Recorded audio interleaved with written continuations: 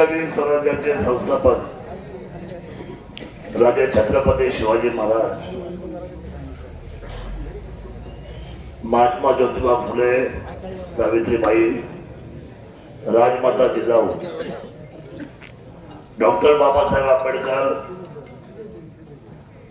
या सर्व महापुरुषांना अभिवादन करतो। ही लोकशाही आहे आणि लोकशाहीच्या व्यवस्थापनामध्ये मतदार हा राजा आहे लोकशाहीमधला। आज आपण सर्व आमच्यासमोर बसलात म्हणून आमच्या या व्यासपीठाची उंची वाढलेली आहे। राज्याचे धडाडीचे उपमुख्यमंत्री, पुणे जिल्ह्याचे पालकमंत्री, आमच्या सर्वांचे सन्मित्र आदरणीय अजितदादा पवार यांच्या स्मृतीला अभिवादन करतो। व्यासपीठावर माझे मित्र भीमाशंकरचे माजी चेअरमन, कृषी उत्पन्न बाजार समितीचे माजी सभापती आणि आता शरदचंद्रजी पवार साहेबांच्या पक्षाचे ते जिल्हा प्रमुख आहेत, सन्माननीय देवदत्तजी निकम साहेब, आमचे दुसरे सन्मित्र ज्यांच्याबरोबर आम्ही अनेक वर्ष काम केलंय। जिल्हा परिषदमध्ये त्यांनी वादळी पद्धतीचं काम उभं केलं या जिल्ह्यामध्ये। सर्पदंश होतोय, आता सर्पदंश कमी व्हायला पाहिजे म्हणून एक जिवंत साप घेऊन सीओच्या अंगावर घेऊन दिलेला हा माणूस आहे, याचं नाव आहे सुरेशजी भोर। त्यांची उपस्थिती व्यासपीठावर आहे। आदरणीय तुमचे मित्र आदरणीय नितीनजी बालराव, व्यासपीठावर आपले तिन्ही उमेदवार, ज्याच्यामध्ये जिल्हा परिषदच्या उमेदवार आहे आपल्या आदरणीय प्रीतीताई, दुसऱ्या प्रियंकाताई, तिसऱ्या राजश्रीताई, नगराध्यक्ष आपल्या आमच्या भगिनी रेखाताई गांगडे, उपस्थित सर्व सन्माननीय व्यासपीठ, आपण सर्व माता भगिनी, आदरणीय किसनराव आणि उपस्थित सर्व सन्माननीय, मला माफ करा आज मी सर्वांची, मला वेळ कमी आहे, 2020 आहे, त्यामुळे आपण सर्व सन्माननीय चांदोलीकर, आंबेगाव तालुक्याचे सर्व सन्माननीय सर्व शेतकरी बंधू भगिनी, पत्रकार बंधू, आदरणीय प्रभंजी थोरात आणि उपस्थित सर्व सन्माननीय बंधू आणि भगिनींना, खरं तर मला ही निवडणूक अतिशय उंचीची का वाटते त्याचं कारण एका शब्दामध्ये सांगतो की या आतापर्यंत जिल्हा परिषदेचा जे काही सत्ता आहे ती सत्ता आज स्वर्गीय अजितदादांनी पाहिली। पण त्या सत्तेमध्ये एक गोष्ट मात्र झाली की या पुणे जिल्ह्याला दक्षिण आणि उत्तर असे दोन प्रभाग आहेत। आपण उत्तरच्या बाजूने आहोत आणि बारामती, इंदापूर हा सगळा जो विभाग आहे तो दक्षिणेच्या बाजूला आहे। आणि या सत्तेमध्ये तुमच्या आंबेगाव तालुक्याला कधी सभापती पद आलं का? जिल्हा परिषद अध्यक्ष पद आलं? कुणाला आलं? किती वर्ष? 2007 ला आलं होतं। आजपर्यंतचा इतिहास असा आहे, आमच्याकडे पण एकदा झालं होतं देवराम लांडेच्या निमित्ताने, ट्रायबल असल्यामुळे। कदाचित हे ट्रायबल आपल्याकडे नसतं तर ते सुद्धा पण तिकडेच गेलं असतं। आमची भूमिका एवढीच आहे, मी तिथे काम करतो, मी 20 वर्ष महाराष्ट्र विधिमंडळाचं काम जवळून पाहतोय।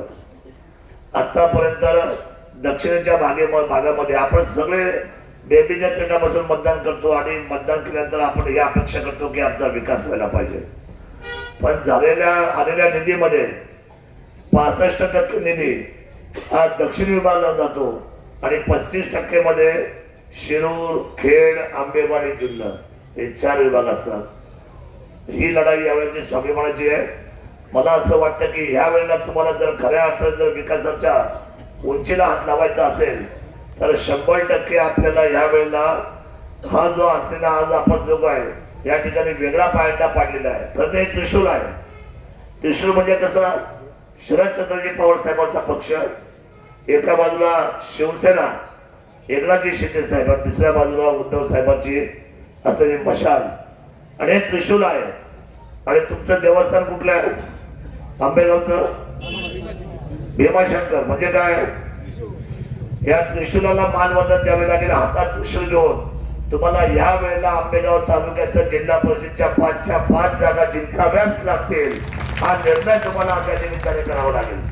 खरं तर माझ्याकडे आम्ही क्लीन स्वीप घेतली वेळेला तुम्ही माझ्या विश्वास ठेवा सरपंच साहेब.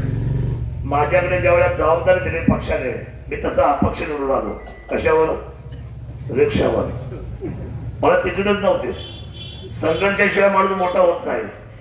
जितना बडा संघर्ष होगा उतनी जीत शानदार होगी. संघर्ष लागतोच माणसाच्या आयुष्यामध्ये. छत्रपती शिवरायांच्या स्वराज्याला काय होतं?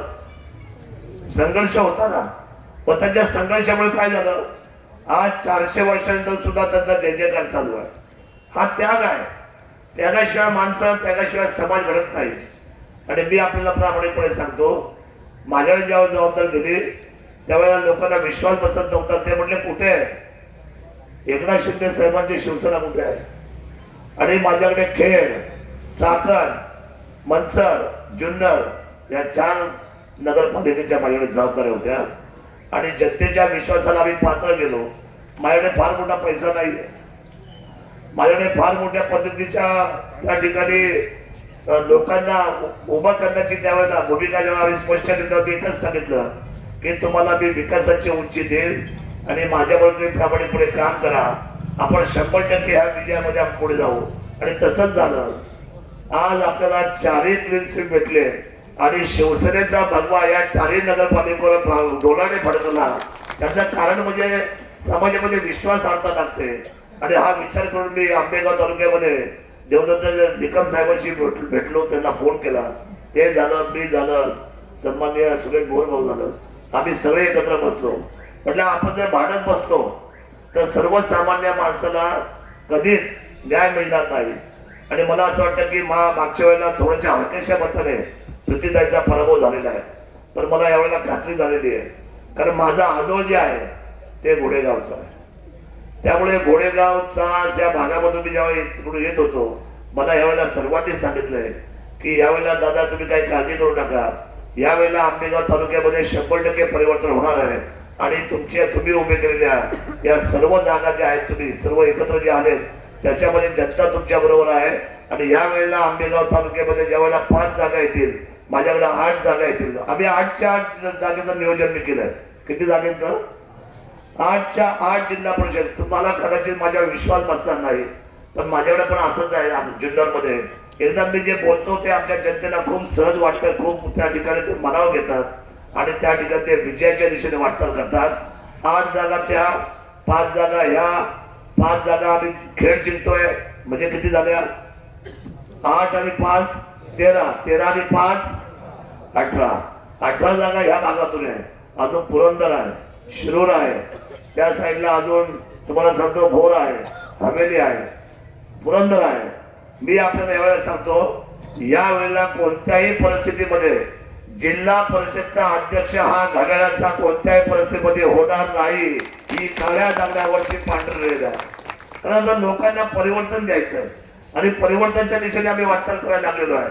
त्यामुळे माझी विनंती आपल्या सर्वांना आहे, जिल्हा परिषद म्हणजे प्रत्येक असलेल्या ग्राम व्यवस्थेमधला एक त्या ठिकाणी आपल्या सर्वांचे काम करण्याची जबाबदारी घेणारा एक जबाबदार घटक आहे.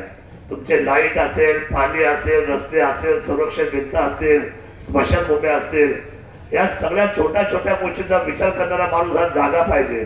आपल्याकडे जेवढे उमेदवार आपण जे दिलेत, 5 जिल्हा परिषदचे आणि 10 खाली असलेले पंचायत समितीचे, मी आपल्याला सांगतो ही सर्व मंडळी आपल्या सुखदुःखात येणारी आहे, आपल्याला जबाबदारीने विचारणारे आहेत. तुमच्यामध्ये येऊन तुमच्या सुखदुःखामध्ये तुमच्या बरोबरीने सर्व कामामध्ये त्या ठिकाणी आपला प्रभाव पाडणारे आहे आणि आपल्याला सर्वांना या गोष्टीमध्ये न्याय देणारे आहे. मला खात्री झालेली आहे. मी चांदोलीची सभा करायला आज आलो तर मला सांगितलं गेलं की 8 वाजता आपली सभा संपणार आहे. मी हातातली सभा सोडली आणि घाईघाईने आलो. सचिन भाऊ याच्यासाठी आलो की कधी असं नको वाटलं की आम्ही 3 जण एकत्र आलोय आणि सुरेश भाऊ व्यासपीठावर आहे, देवदत्तजी आहे आणि शरद दादा नाही आहे. पण याच्यासाठी मी आलोय की तुमच्या मनातली जी खात्री आहे ती ह्या त्रिशूलाची खात्री या 5ही असलेल्या जागेला विजयाची उंची देण्यासाठी मी या ठिकाणी प्रमुख पद्धतीने आज मुद्दामून हजर झालेलो आहे. आणि मला खात्री आहे आंबेगावमध्ये हा जर विजय झाला, मी सांगितलं त्या मागाशी आमच्याकडे राम जयपाळे साहेब आले होते, शिवसेनेचे सचिव प्रवीणजी, आणि मी त्यांना सांगितलं की यावेळेला 5ही जागा आंबेगाव तालुका जिंकणार की नाही जिंकणार. बघा तुम्ही, अतिशय घोडेगावमध्ये देवीदासची परिस्थिती चांगली आहे. तुम्ही गेले पश्चिम भागामध्ये तर ते आमच्या बोरगडच्या त्या संपूर्ण गटामध्ये आंबेगावच्या पश्चिम भागामध्ये बोरघाट अतिशय चांगली परिस्थिती आहे. खाली तुम्ही इकडे आले तर या मधल्या भागामध्ये आता ही आपली परिस्थिती इथली म्हणजे जिल्हा परिषदची आणि पंचायत समिती चांगली आहे. शेजारी असल्यानंतर प्रशांत अभंग यांची सुद्धा परिस्थिती त्याच्या उमेदवारांची परिस्थिती चांगली आहे. खाली गेले तर अरुण भाऊ आपले उभे आहेत. आता यावेळेला लोकांचा निर्धार झालेला आहे. बरं, आमचा स्वभाव असा आहे, आम्ही सगळे मित्र आहे. देवदत्तांशी आमची मैत्री गेली 30 वर्षाची आहे. सुरेश भाऊची माझी मैत्री 25-30 वर्षाची आहे. नितीन बाळराव आमचं यांची आणि आमची मैत्री, प्रवीण असेल, आमचा सचिन असेल, तुझा वैभव असेल, ही सगळी मंडळी आहे. आम्ही एकत्र काम करणारी मंडळी आहे. पण आता आमची भूमिका आपल्यासमोर आलेली आहे. एक मात्र करा, यावेळेला एकदा आंबेगावचं नाव संपूर्ण राज्यात जर पाठवायचं असेल तर मी आपल्याला सांगतो, तुमचं नाव खरोखर अंडरलाईन मध्ये जाईल. आपण यावेळेला 5च्या 5 जागा आपण सर्वांनी जिंकल्या पाहिजेत आणि महाराष्ट्राच्या तख्तावर एक क्रांतीचा झेंडा फडकला पाहिजे. क्रांती तर व्हायला पाहिजे. क्रांती अशीच घडणार नाही. तुम्ही सर्वांनी जर त्याच्यामध्ये आपली भूमिका बजावली तर त्याच्यामध्ये 100% क्रांती होईल. मी अधिकचा वेळ घेणार नाही. आपण सर्वजण आता कामाला लागलं पाहिजे आणि हे उमेदवार आपण आहोत. आता तुम्ही मला सांगा, मी ह्या दोन्ही असलेल्या आमच्या भगिनीची भाषणं ऐकली, याच्यापेक्षा तू काय उजवा आणि काय सक्षम भाषण असलं पाहिजे. एक काळ होता, श्री जन्मा ही तुझी कहाणी हृदयी अमृत नाही पाणी. सतत हृदयामध्ये अमृत आणि डोळ्यामध्ये पाण्याची धार असायची. शिक्षणाची ओळख नव्हती, महिला उंबरठ्याच्या बाहेर नव्हती. तुला काय कळतंय, घरामध्ये हो, आणि तुझं आता काय आता झालं, तू वयात आली, चल लग्न करून घे. अशा परिस्थितीमध्ये हा जो समाज आपला मागच्या 70 वर्षामध्ये होता, त्या 70 वर्षाच्या समाजाला आता खऱ्या अर्थाने जाग आली आणि महिला सक्षमीकरणामध्ये आपण जे क्रांतिकारी पाऊल आता महाराष्ट्राने देशात टाकलेलं आहे, त्याच्यामध्ये आता आपल्या महिला आपल्या खांद्याला खांदा लावून काम करतात. या दोन्ही महिलांची भाषणं ऐकल्यानंतर माझी खात्री झालेली आहे, या नुसत्या इथंच बोलल्या नाहीत, या आपल्या वागीन आहेत. उद्याच्या पुणे जिल्ह्याच्या सभागृहामध्ये त्या गरजल्याशिवाय राहणार नाही. हा विश्वास खरं तर आता मला आलेला आहे. त्यामुळे अतिशय चांगल्या उमेदवाराची निवड या तिन्ही भगिनींची आपण केलेली आहे. त्यामुळे या तिघींनाही आपण अतिशय प्रचंड मताधिक्य निवडून द्या. राहिला विषय देवदर्शनाचा, माझ्या काळामध्ये माझ्या समोर जवळजवळ अर्धा तालुका देवदर्शनाला करतात. किती? अर्धा तालुका. पण आमच्या महिला फार हुशार होत्या. मी भाषणाला उभं राहिलो आणि म्हटलं, इतकं देवदर्शन तुम्ही करून आल्या, काय करणार. त्यातली एक महिला उठली, म्हटली, दादा मला माईक द्या. माईक दिलं जागेवर. ही अशी म्हटली, दादा आम्ही गेलो होतो मोठा देवीला, सगळ्या महिला गेलो, दर्शन घेतलं आणि देवीला सांगितलं, देवी तुझ्या दर्शनाला यांच्या पैशाने, कुणाच्या घरड्याच्या, पण नवस फेडायला येणार आम्ही शरद दादाच्या नावाने त्यांना विजय कर, अशा पद्धतीची भावना. आता तसंच आहे तुमचं, आहे ना तसंच. बघा, देवदर्शन घ्या, काय त्यांना द्यायचं, साडी घ्यायची, साडी द्यायची, साडी घ्या, अजून काय ते देणार ते सर्व घ्या.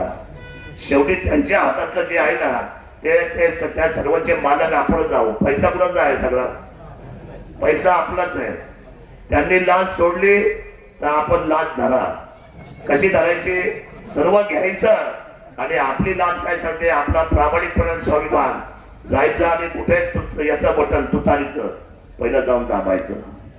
तुम्हाला पुण्य मिळणार, तुम्हाला पुण्य मिळणार. मी तुम्हाला सांगतो, पुण्याचा वाटा असा आहे की सत्कर्माच्या दिशेने जर आपण जर सत्पात्री दान टाकलं तर तुम्हाला 100% त्या यशाबरोबर तुम्हाला चांगल्या कामाची पोचपावती समाजामध्ये मिळते. आपण उंच पद्धतीचं आणि विचारांचं मतदान करा. आपल्या स्वाभिमानाला आताची लोकशाहीला कीड लागलेली आहे. प्रचंड पैशावाली माणसं खाली येतात, 5,000 घ्या, 10,000 घ्या, 20,000 घ्या. आमच्या एखाद्याला काय कमी त्रास दिला का, किती पैसा होतला असेल. आम्ही फक्त एकच करायचं, त्यांनी पैसे वाटून गेले का आम्ही जाऊन पाया पडायचं. आमचं एवढंच भांडवल होतं. मी स्वतः होतं पाया पडायचं विचार. सगळे वॉर्ड गेले मी, तेवढ्यावर तुम्ही आमदार आहे, आमच्याकडे पाया पडतो. आता काय करू, महात्मा गांधी आहे तुमच्या समोर. हा महात्मा गांधी जर थांबवायचा असेल तर तुमच्या चरणाला आमचं डोकं लागलंच पाहिजे ना. प्रत्येक चरणावर, प्रत्येक पायावर आम्ही डोकं टेकवलं. ते आमच्या भगिनीने टेकवलं. दत्ताने पायात चप्पल नाही ठेवली. आम्ही अतिशय प्राणपणाने लढलो आणि शेवटी विजय या भगव्या ध्वजाचा झाला आपल्या सर्वांच्या आशीर्वादाने. आणि नगरपालिकेवर मात्र उजवी मिळाली. ही परिवर्तनाची असलेले शुभ संकेत आहे. मला खात्री आहे आंबेगाव तालुक्यामध्ये 5च्या 5 जागा द्याल ना तुम्ही. हात वर करून मग दाखव की 5च्या 5 जागा आणि पंचायत समितीच्या 10 जागा. सभापती सुद्धा आपला आणि जिल्हा परिषद सुद्धा झेंडा आपलाच पडला पाहिजे एवढी विनंती करतो आणि थांबतो. जय हिंद, जय महाराष्ट्र, जय शिवराय. फेसबुकला आमचे पेज लाईक करा आणि आमचा युट्यूब चॅनेल सबस्क्राईब करा. वास्तव मराठी.